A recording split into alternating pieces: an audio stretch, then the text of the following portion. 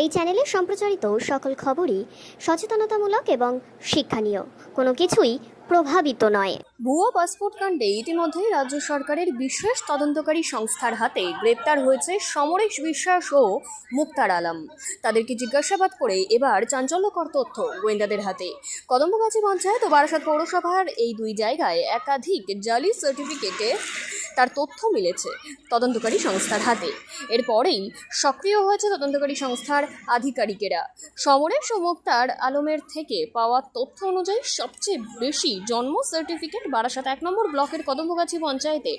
এরপরে বারাসাত পৌরসভা শহরে রয়েছে অন্যান্য পঞ্চায়েতের নামও। ইতিমধ্যেই তদন্তকারী সংস্থার আধিকারিকেরা কদমগাছি গ্রাম পঞ্চায়েতের প্রধানের কাছে এসে তার তথ্য জানতে চেয়েছিল। কদমগাছি গ্রাম পঞ্চায়েতের প্রধান মাধুরী মণ্ডল জানান, তাদের রেজিস্টার সহ সমস্ত তথ্য তারা রেখে দিয়েছেন এবং যে চিঠি তদন্তকারী সংস্থার পক্ষ থেকে দেওয়া হয়েছে তার যথাযথ উত্তর দিয়েছে কদমগাছি পঞ্চায়েত।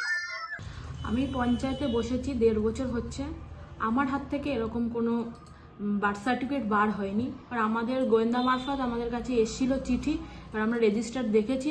আমরা যেহেতু দেইনি, তার পরিপ্রেক্ষিতে আমরা তাদেরকে অ্যান্সারও দিয়ে দিয়েছি। তো সেক্ষেত্রে দাঁড়িয়ে এরকম একটা অভিযোগ বা এই পঞ্চায়েতের নাম করে এরকম জাল বার্থ সার্টিফিকেট কারা করতে পারে বলে মনে হয়? এটা আমার ধারণা নেই যে কারা কি করতে পারে। যারাই করে থাকুক, আমি চাইবো তারা ধরা পড়ুক।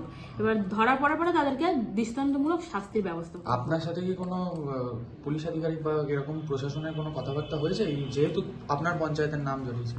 আমরা কথা বলেছিলাম বিডিও অফিসে। আমাদের যে বিডিও সাহেব আছে ওনার সঙ্গে কথা বলেছিলাম আমাদের যখন এসেছিল, আর বলেছিলাম হালিমাদির সঙ্গে, মানে আমাদের সভাপতি যিনি আছেন তার সঙ্গে কথা বলেছিলাম।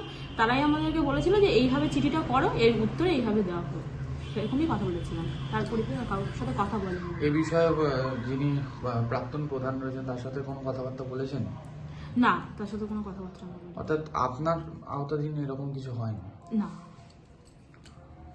সার্টিফিকেটের ব্যাপারে যে তথ্য পাচ্ছেন, আপনাদের করে পাঠিয়েছেন যে বারাসাত মিউনিসিপ্যালিটিতে একাধিক জাল জন্ম সার্টিফিকেট ইস্যু হয়েছে। যে জাল সার্টিফিকেটের এগেইনস্টে বাংলাদেশি নাগরিকের পাসপোর্ট হয়েছে, তার মধ্যে শীর্ষে কদমগাছি পঞ্চায়েত, বারাসাত মিউনিসিপ্যালিটির নাম রয়েছে। বারাসাত মিউনিসিপ্যালিটি থেকে অফিসিয়ালি কোনো বার্থ সার্টিফিকেট ইস্যু হয়নি। যদি হয়ে থাকে বারাসাত মিউনিসিপ্যালিটির নাম করে জাল সার্টিফিকেট হয়েছে, সে দায় বারাসাত মিউনিসিপ্যালিটির নয়। আপনাদের কাছে না, এখনো পাইনি। আমাদের কাছে যেগুলো পাঠান আমরা অথেন্টিকেট করে বলে দিই, যদি আমাদের হয় আমরা বলি, আমাদের না হলেও সেটা আমরা জানি, সেগুলো ওনারা পাঠান। না, আমি খুব নিশ্চিত যে এখান থেকে এই ধরনের কোনো কাজ হবে না। আর এখন তো ই বার্থ সার্টিফিকেট হওয়ার কোনো সম্ভাবনাই নেই। কিন্তু যে রিপোর্টগুলো আছে একাধিক বারাসাত মিউনিসিপ্যালিটির জাল যাতে বাংলাদেশি নাগরিকের পাসপোর্ট। আপনাকে যদি আমি না চিনি, আপনার নাম করে এরকম বুম নিয়ে আর ক্যামেরা নিয়ে দাঁড়ালে সেটা তো জাল হবে না। এবং বারাসাত মিউনিসিপ্যালিটি থেকে যদি সার্টিফিকেটের নাম করে অন্য জায়গা থেকে নিয়ে গিয়ে জমা দেওয়া হয়, সেটাও জাল হবে।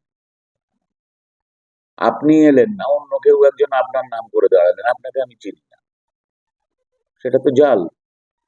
সেরকম বার্থ সার্টিফিকেট বারাসাত পৌরসভার স্ট্যাম্প জাল করে যদি কেউ করে থাকেন, সেটা দায় তার। আমার এখান থেকে হলে আমার এখানে নিশ্চিত রেকর্ড। হ্যাঁ, তার দায় তো পৌরসভার হতে পারে না। না, সেটা দেখার দায় মিউনিসিপ্যালিটির না, সেটা দেখার দায় পুলিশ প্রশাসন।